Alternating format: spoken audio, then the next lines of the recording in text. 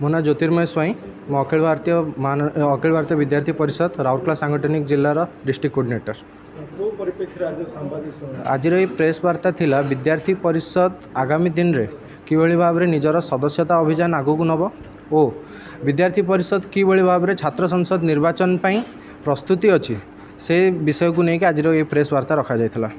विगत सरकार निर्वाचन प्राय 6 वर्ष बंद अच्छी देखो पूर्व सरकार पाखरे आमे गुहारी दे दे आंदोलन करी करी एवं उच्च न्यायालय पाखरे मध्य द्वारस्थ हैला बाद भी से सरकार छात्र संसद निर्वाचन करि पारलानी, किंतु आमे आशावादी अच्छे नूतन सरकार पाखरे कि से माने निश्चित छात्र संसद निर्वाचन करिवे और छात्र मानकर जो गणतांत्रिक अधिकार तांकू देबे। कैंपस रे जो प्रकार विशृंखला होती जो छात्र निर्वाचन पे सरकार राज्य देखो कैंपस रे जो आमर शौक्षिक वातावरण खराब कथा अन्य छात्र संगठन माने कहउचंती।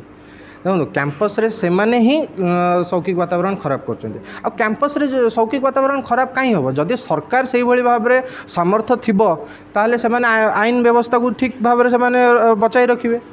आ विद्यार्थी परिषद तो केबे हिंसा किंबा एभली भाव असामाजिक कार्य तो करिवेनी। विद्यार्थी परिषद एते वर्षर इतिहास रे आपण तो केबे पाइबेनी कि विद्यार्थी परिषद केबे शौक्षिक वातावरण खराब करची बा केबे हिंसा को अपनेइची। से आंदोलन करे, स्ट्राइक करे, अनशन करे, ए सब करिवो, किंतु केबे भी से हिंसा को अपनेइबनी।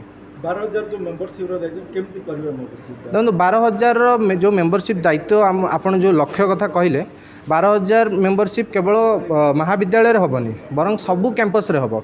खाली आपण भाबुथाय कि जो कॉलेज रे इलेक्शन होबार अछि से कॉलेज रे ही आमे मेंबरशिप करिवो ता बोली नुहे। आमर मेंबरशिप अष्टम श्रेणी रु नहीं अष्टम नवम दशम द्वादश और डिग्री कॉलेजेस तापरे आमर जेतकी भी ITI कॉलेज होगला डिप्लोमा कॉलेज होगला से सबू कॉलेज रे आमर सदस्यता हम। कारण आमे निर्वाचन को आखि आगे रखिक संगठन करना। आम संगठन मुख्य भूमिका कौन आमे केमिति शिक्षा क्षेत्र और सामाजिक क्षेत्र में आमे काम करि परिबो, किभली भाव रे छात्र छात्री मानकर समस्या और किभली भाव रे आमर एजुकेशनल रिफॉर्म्स आसीबो आम सिस्टम रे आमे से दिगरे काम करू।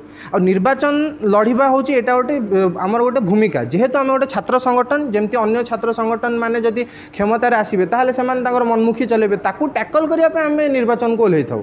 किंतु आमर निर्वाचन लड़ा हो नथला 6 वर्ष होलानी ओडिसा रे, ता बाद भी तो एबीपी ओडिसा रे सक्रियता भाव काम करछि ना। ताल सेटा तो संपूर्ण भाव में भूल हो कि आमे खाली निर्वाचन को आखि आगे रखिक ही काम करू। सरकार थिले से समय रे मध्य अखिल भारतीय विद्यार्थी परिषद आम राजरास्ता को ओल्हेइथिला गोटे कारण जो से होचनी कॉलेज रे आमर यूनिफॉर्म रो व्यवस्था नथिला।